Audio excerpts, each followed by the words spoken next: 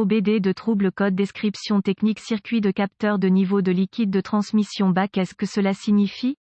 Ce code de diagnostic générique (DTC) du groupe motopropulseur s'applique généralement aux véhicules équipés d'OBD2 qui ont un capteur de niveau de liquide de transmission. Les marques de véhicules peuvent inclure, sans s'y limiter, GM, Chevrolet, Ford, Dodge, Ram, Toyota, Hyundai, etc. Ce code n'est pas commun. Le capteur de niveau de liquide de transmission (TFL) est utilisé pour allumer un témoin lumineux sur le tableau de bord en cas de faible niveau de liquide. Lorsque le niveau de liquide se situe dans une plage acceptable, le commutateur est mis à la terre. Lorsque le liquide de transmission tombe en dessous d'un niveau prédéterminé, l'interrupteur s'ouvre et un avertissement bas niveau de liquide de transmission s'affiche sur le tableau de bord. Les capteurs TFL reçoivent une tension de référence du PCM. Le PCM surveille le circuit et lorsqu'il reconnaît que l'interrupteur s'est ouvert, il active l'avertissement de bas niveau de liquide sur le combiné d'instruments. Le code P070C est défini lorsque le PCM détecte un signal de capteur de niveau de liquide de transmission bas. Cela indique généralement que le circuit est en court-circuit. Les codes associés incluent P070A, P070B, P070D, P070E et P070F.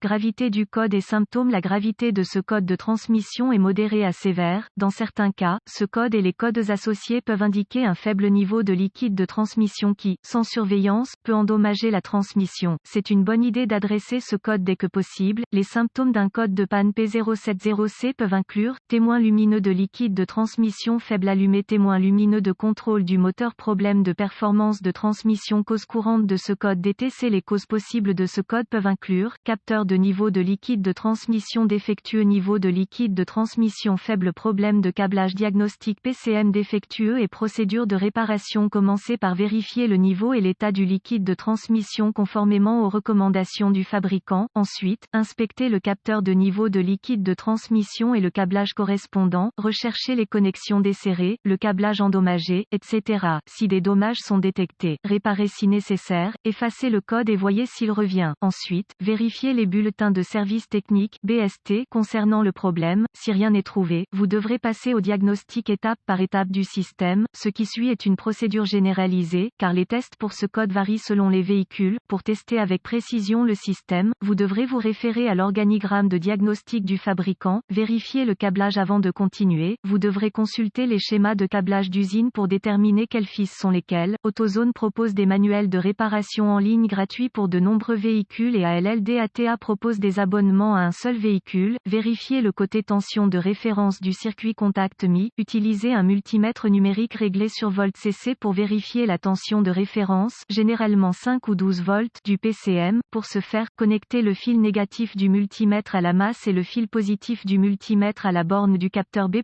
du côté faisceau du connecteur. Si aucun signal de référence n'est présent, connectez le compteur à ohm contact coupé entre la broche de tension de référence sur le TFL et la broche de tension de référence sur le PCM. Si le compteur lit hors limite OL, il y a un circuit ouvert entre le PCM et le capteur qui devra être localisé et réparé. Si le compteur lit une valeur numérique, il y a continuité. Si tout va bien jusqu'à présent, vous voudrez vérifier que le PCM est alimenté. Pour ce faire, mettez le contact et réglez le compteur sur DC volts. Connectez le fil positif du multimètre à la borne de tension de référence du PCM et le fil négatif à la masse. S'il n'y a pas de tension de référence du PCM, le PCM est probablement défectueux. Cependant, les PCM vont rarement mal, c'est donc une bonne idée de revérifier votre travail jusqu'à ce point. Vérifiez le côté terre du circuit contact coupé. Utilisez un multimètre numérique réglé en ohms pour vérifier la continuité. Connectez le compteur entre la borne de terre du capteur de niveau de liquide de transmission et la masse du châssis. Si le compteur lit une valeur numérique, il y a continuité. Si le compteur lit hors limite OL, il y a un circuit ouvert entre le PCM et le capteur qui devra être localisé et réparé. Vérifiez le capteur. Si tout se vérifie à ce point, le capteur est probablement défectueux.